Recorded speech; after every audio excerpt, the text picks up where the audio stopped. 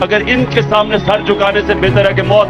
میں یہ آپ کو کہہ دوں کہ جب تک میں زندہ ہوں میں ان ظالموں کا مقابلہ کروں گا. اور یہ آپ سن لو, کبھی بھی جب آپ آزادی کی جنگ لڑتے ہیں کوئی آزادی پلیٹ میں آپ کو نہیں پکڑائے گا, کوئی زنجیریں خود نہیں کھول دیتا, زنجیریں توڑنی پڑتی ہیں, آزادی کے لیے جدوجہد کرنی پڑتی ہے. جو لوگ یہ چھوٹا سا طبقہ اوپر قبضہ کر کے بیٹھا ہوا ہے اور قانون کے اوپر بیٹھا ہوا ہے, جو مرضی اٹھائے مارے, کسی کو پوچھنے والا کوئی نہیں ہے. ایکس پرائم منسٹر کو قتل کرنے کی کوشش کی جاتی ہے, گولیاں لگتی ہیں, اپنی ایف آئی آر نہیں کٹوا سکتا کیونکہ طاقتور لوگ وہ قانون کے اوپر بیٹھے ہوئے ہیں, ان کو کوئی کچھ نہیں کہہ سکتا. جب ایک معاشرے میں ظلم ہوتا ہے تو کوئی حفاظت نہیں کرتا کمزور کی.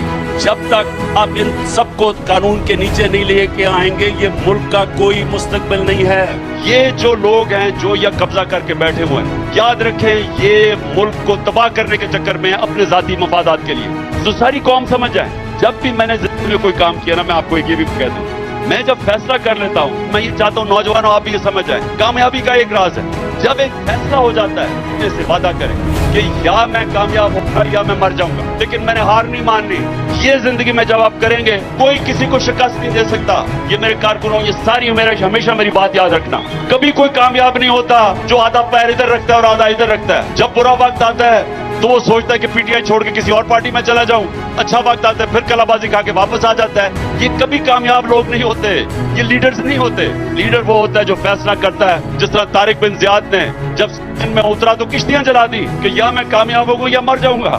یہ آپ میں سب میں آپ چاہتا ہوں میرے کارکن صاحب یاد رکھیں کہ یہ آپ آزادی کے لیے آپ لڑ رہے ہیں. یہ جو اوپر بیٹھا ہوا ہے قبضہ گروپ, یہ آرام سے نہیں چھوڑے گا. ہم سب عزم کر لیں, مستقبل تو صرف آزاد قوموں کا ہے, غلام تو اچھے غلام ہی بنتے ہیں. آزادی تب تک نہیں آئے گی جب تک اس ملک میں انصاف نہیں آتا, اور انصاف تب آئے گا جب قانون کے سامنے سب ایک برابر ہوں گے. تو اس انصاف کا تقاضا یہ کہتا ہے کوئی ادارہ ملک میں قانون کے اوپر نہیں بن سکتا, کوئی انسان قانون کے اوپر نہیں جا سکتا, کوئی این آر او نہیں لے سکتا. کسی کو اجازت نہیں ہے کہ ویگو ڈالوں میں اٹھا کے لوگوں کے گھروں میں گھس کے لوگوں کو نکالا جائے, پکڑا جائے. کسی کو اجازت نہیں چاہیے کہ لوگوں کو اغوا کر کے لے جائیں. جن معاشروں میں انسانی حقوق کی حفاظت کرتا ہے ان کا انصاف کا نظام, وہاں یہ کبھی ظلم نہیں ہو سکتا.